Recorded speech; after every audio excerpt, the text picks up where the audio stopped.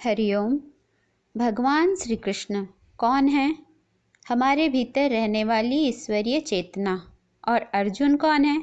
हमारे भीतर रहने वाली विचार विवेकशीलता। भले अभी संसार के तरफ है पर है तो चेतना।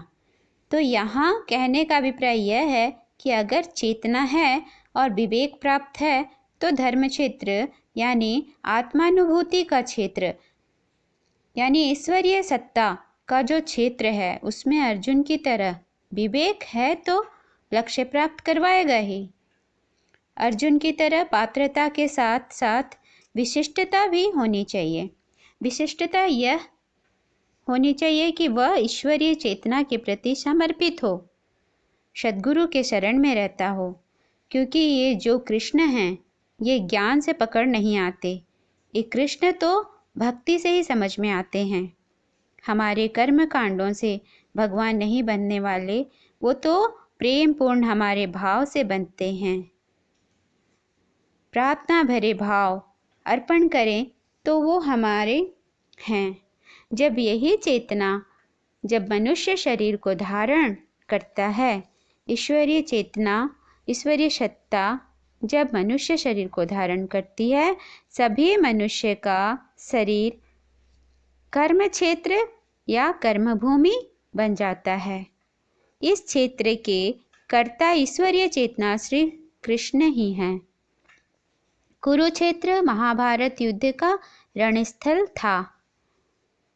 वैसे तो ये भारत के उत्तर में दिल्ली शहर के पास अवस्थित है, किंतु असली रण क्षेत्र तो प्रत्येक मनुष्य का शरीर है। उस मनुष्य के शरीर में मन और बुद्धि है। शरीर के पास 5 ज्ञानेंद्रिय और 5 कर्मेंद्रिय हैं। अब एक मन है जिसका काम है प्रतिक्रिया करना। मानो इंद्रियां कुछ देखती हैं, सुनती हैं, चखती हैं बाहरी वस्तु को, तो मन का काम होता है प्रतिक्रिया देने की। कौन सा वस्तु कैसा है, क्यों है। अब यह प्रतिक्रिया किसके आधार पर होती है? आप प्रश्न करेंगे, मन किस आधार पर करता है प्रतिक्रिया किस आधार पर करता है? तो बता दूं कि वह हमारे बुद्धि से आदेश मिलता है उसे। इस बुद्धि के भी 2 प्रकार होते हैं, जो मैं पहले भी कई बार बता चुकी हूँ, स्थूल बुद्धि और सूक्ष्म बुद्धि।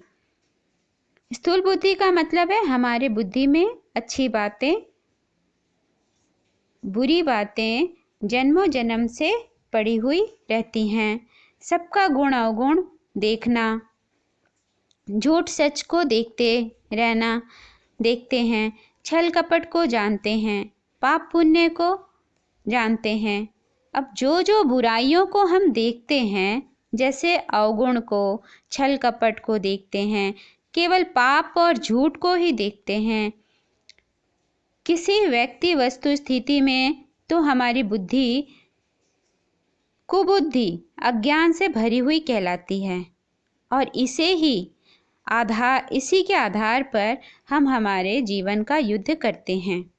इस तरह की बुद्धि रहेगी तो संतान कैसे पैदा लेंगे? दुर्योधन जैसे परिणाम हमें प्राप्त होंगे। और दूसरी तरफ जब हमारी बुद्धि बुराई को छोड़कर केवल अच्छाई देखती है, अवगुण के बजाय गुण देखती है, पाप के स्थान पर पुण्य देखती है, झूठ के जगह पर सत्य को देखती है, छल कपट को छोड़कर उस व्यक्ति की सुंदरता को देखती है, तो हमारी बुद्धि ज्ञान से भरपूर है। और ज्ञान यानी बतलाई थी पांडु है, जिसके संतान सद्गुण संपन्न 5 महारथी होंगे, जो इस जीवन के युद्ध में विजय को प्राप्त करेंगे। अब दूसरे प्रकार की बुद्धि जो सूक्ष्म बुद्धि बतलाई थी, उसका मतलब है कि हमारा ज्ञान विवेक में परिणत होकर प्रज्ञा को प्राप्त होता है। जैसे हमारे गीता के नायक अर्जुन को अंत में प्राप्त होता है सद्गुरु की कृपा से। सूक्ष्म बुद्धि में यानी नित्य अनित्य का भेद जो जानता है, सत्य असत्य का ज्ञान है जिसको, शाश्वत क्षणिक में क्या भेद है ये जानकर परम ज्ञान, परम सत्य को वो प्राप्त करता है। अब कुरुक्षेत्र क्या है समझेंगे।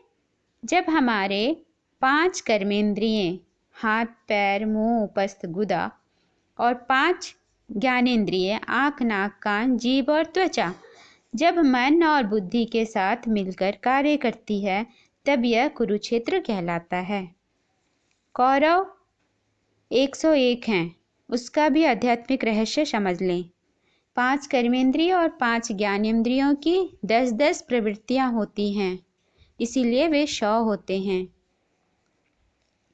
100 प्रकार के होते हैं। हमारे 5 चक्रों के अंदर जो शुद्ध बुद्धि के लक्षण होते हैं, वो ही सूक्ष्म बुद्धि बनकर विजयी होते हैं। इसे धर्म क्षेत्र कहा जाता है। दूसरे श्लोक में संजय उवाच, ये संजय कौन है? ये संजय किसका प्रतीक है, इसे समझेंगे। सम्यक ज्ञान के संत साधक के प्रतीक हैं। संजय सम्यक ज्ञान का प्रतीक है, जो साधक अपने मन, बुद्धि और अहंकार, शरीर को जीत लिया हो, अपने वश में कर लिया हो, मन इंद्रियों के मालिक हो गया हो, संजय कहते हैं, उन्हें संजय कहते हैं। जब आत्मदृष्टा साधक की दृष्टि हमेशा ईश्वरीय चेतना, भगवत चेतना के साथ एकाकार रहती हो, तब उसे दूरदृष्टा कहते हैं। उन्हें दूर के घटना दिखलाई पड़ते हैं और दूर की आवाज़ भी सुनाई पड़ने लगते हैं। वो सत्य के पथ पर होते हैं, वही संजय कहलाते हैं।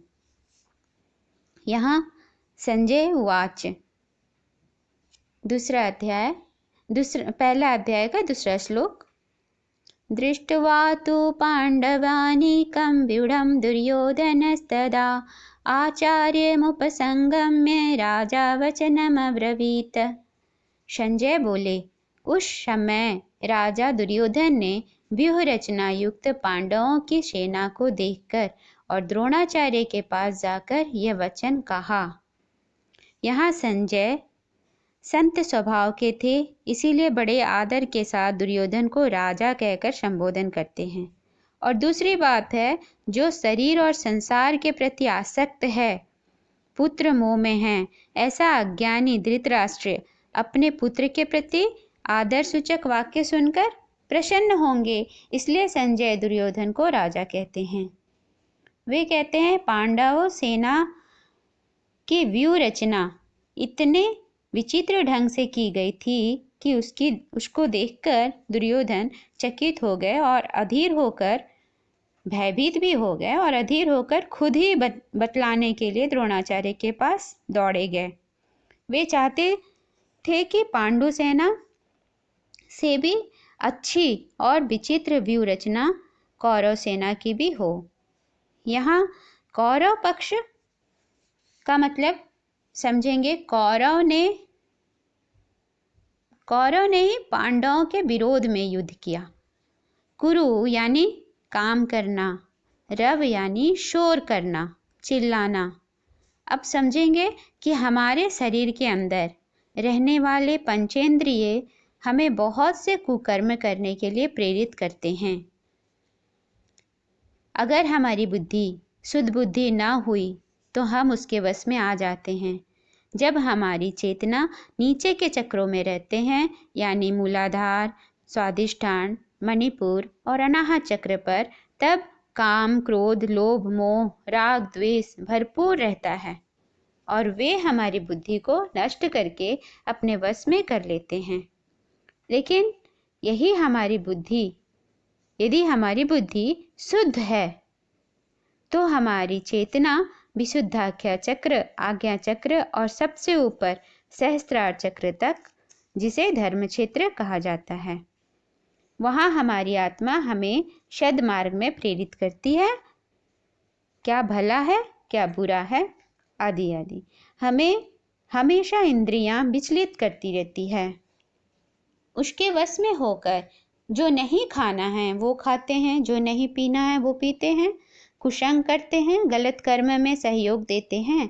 हमारे स्थूल शरीर में रहने वाले लाख लाख टिश्यू, सेल्स, अणु आदि अपने वृत्ति के अनुसार रजो और तमोगुण में हमें ले जाते हैं। ये सभी कौरव कहलाते हैं।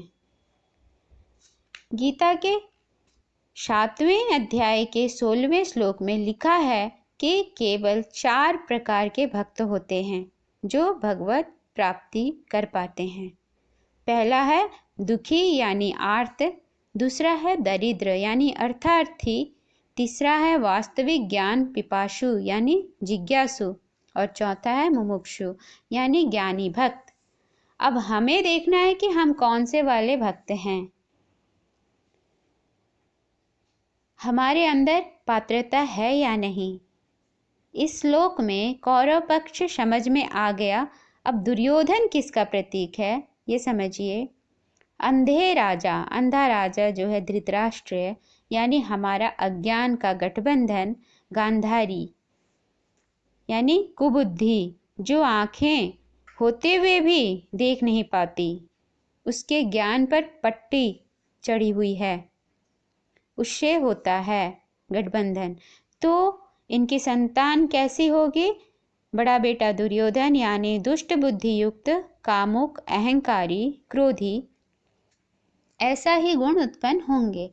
जब व्यक्ति इंद्रियों के वश में होकर अहंकार, क्रोध, छल कपट और आसक्ति आदि दुर्गुण जो सदा बहिर्मुखी रहता है, वह दुर्योधन है।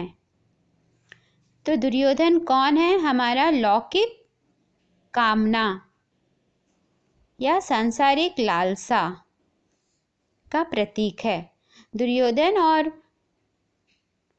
वो जाता है द्रोणाचार्य के पास, अपने गुरु के पास। अब यहाँ द्रोणाचार्य कौन है समझेंगे। कौरव और पांडव इन दोनों के गुरु हैं द्रोणाचार्य। द्रोण का अर्थ है चंचलता। जिस तरह कमल के पत्ते के ऊपर का पानी चंचल होता है, ऐसे मन के भाव वाले व्यक्ति द्रोणाचार्य होते हैं। वो अपने पूर्व के जन्मों के संस्कार से बंधे होते हैं। क्या सही है क्या गलत जानते हुए भी निर्णय लेने में गलती कर बैठते हैं। इस चंचल चित्त का प्रतीक द्रोणाचार्य। अस्थिर चित्त वाले मनुष्य सत्य को छोड़कर माया, मोह एवं शंकाओं से घिरे हुए होकर दुखी और कष्ट सहन करते हुए मृत्यु को प्राप्त होते हैं। द्रोणाचार्य के गुरु उन्हें आज्ञा दी थी, गुरु ने आज्ञा दी थी कि अपने 7 चक्रों को अगर भेद न पाए तो तुम्हारी मृत्यु होगी। इसका गूढ़ रहस्य यह है कि हमें अपने 7 चक्रों को उन्नत शक्ति से संपन्न करके चित्त को ब्रह्मरंध्र में स्थापित करना चाहिए, और न कर पाए तो अव्यवस्थित चित्त, चंचलता और अस्थिरता को कभी दूर नहीं किया जा सकता। जो लोग गीता में बतलाए गए क्रियायोग का अभ्यास साधना करते हैं, वे अपनी चंचलता को दूर करके आत्म का साक्षात्कार करते हैं। इस श्लोक में दुर्योधन द्रोणाचार्य के पास जाते हैं क्योंकि वे उसके गुरु हैं। गुरु के लिहाज से दुर्योधन जाता है। आध्यात्मिक दृष्टिकोण यह बताता है कि बुराई हमेशा अच्छाई की एकता से हमेशा भयभीत रहती है, क्योंकि अच्छाई की एकता हमेशा सत्य को समर्पित होती है। उसके पक्ष में भगवान होते हैं, और बुराई झूठ को समर्पित होने के कारण हमेशा डरा हुआ, भयभीत रहता है। हरिओम।